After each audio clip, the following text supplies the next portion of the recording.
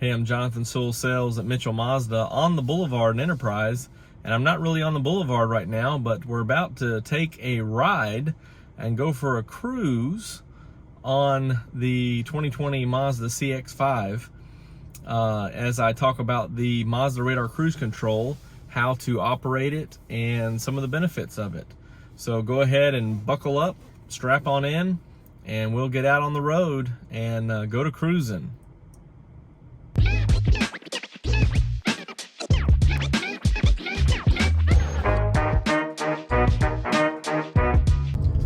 Alright, to get started, we're going to hit this button right here, which is the mode on. And so what we can see right down there is the cruise control symbol with 3 dashes. And why it has 3 dashes is we have not yet set a speed to go. I'm going to get up to speed, and when I get there I'm going to hit either one of these set buttons, the plus or the minus, and it will allow the cruise to take. So what I've done is set it at 50 miles per hour, and as we are going, this is the adaptive cruise control, so the Mazda Radar Cruise Control. We have some options with this control right here, and I've used the info button over here to get to this screen.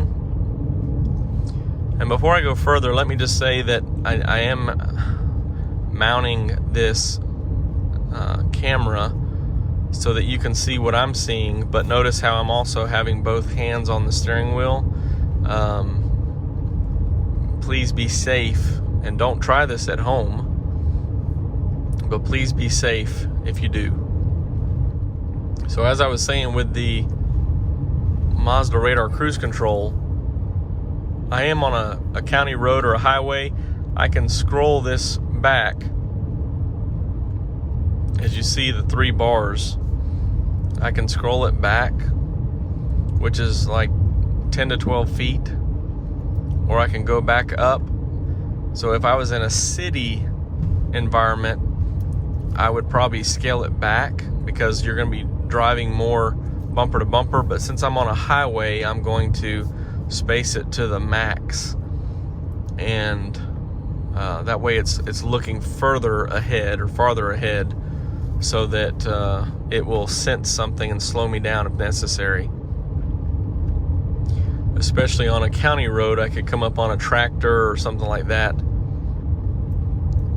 and so I want it to go as far as possible.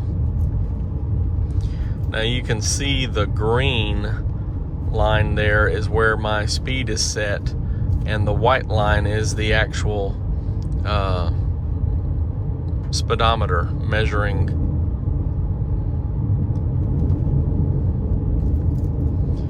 It's very comfortable to drive a Mazda, especially with the G-Vectoring Control Plus. And again, I recommend 10 and 2 position, and always be focused on the road, not distracted. So I'm actually able to record this and talk without taking my eyes off the road.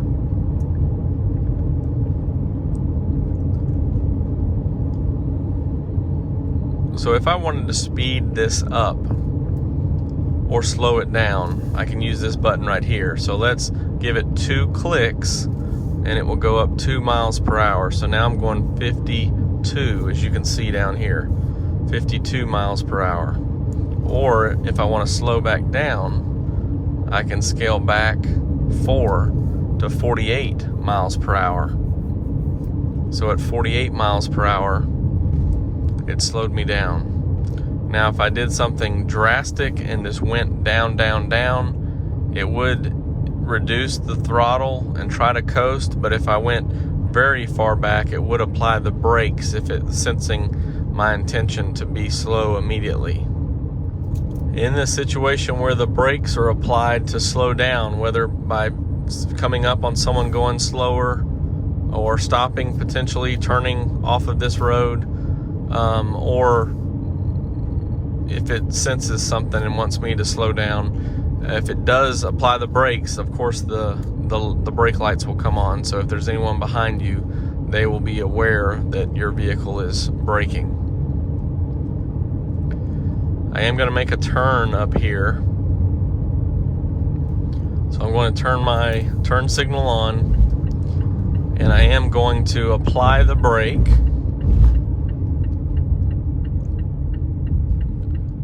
And turn. So now I'm going 13 miles per hour in this turn, 15, 17, 20. But I want to get back, so I'm going to take my foot off the accelerator and hit resume. And you see the green light.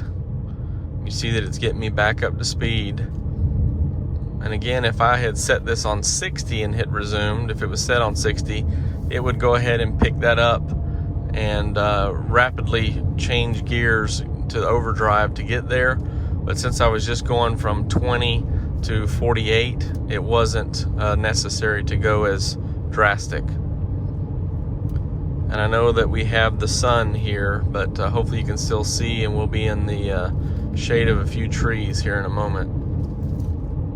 So all of these systems work together, which is really neat. So although it's not detecting lanes right now, I do have the lane keep assist on. And so it would, you know, in this event of driving on cruise or on the highway, if I were to veer over to a lane, it would, which now it's picking up the center lane, it would bring me back. You can see how that changes color there. And I don't have it turned on, but it would rumble or beep if you want it to. Cruise control, again, is a way to get the best fuel economy. We talked about on a previous video on how the cylinder deactivation helps, and it's really monitoring that.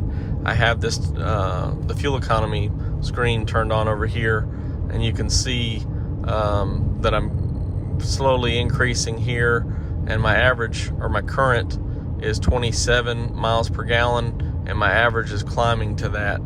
So that's pretty good fuel economy.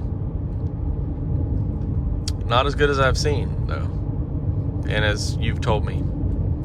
Some of you have gotten the 30s on the interstate, or mid 30s, I believe. So I'm going to go ahead and accelerate 2 miles per hour. Getting close to supper time. So let's just say that I'm driving down the road and I said, no, I don't want to drive with cruise control anymore. There's a couple of things I can do. First thing, I can just cancel it and turn it off. Or, of course, and going down this hill, it's slowing me down a little bit, which it applied the brakes to do because I was going faster than what I was set. But to go back, I could just hit cancel or off, or I can apply the brake and just disengage it, which is something you may do because then your foot's already in position to take over the accelerator.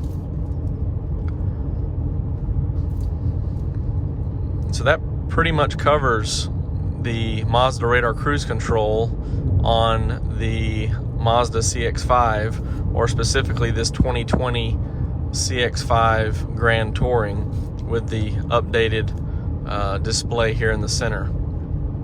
So I realized in editing that I forgot to cover how to disengage the radar.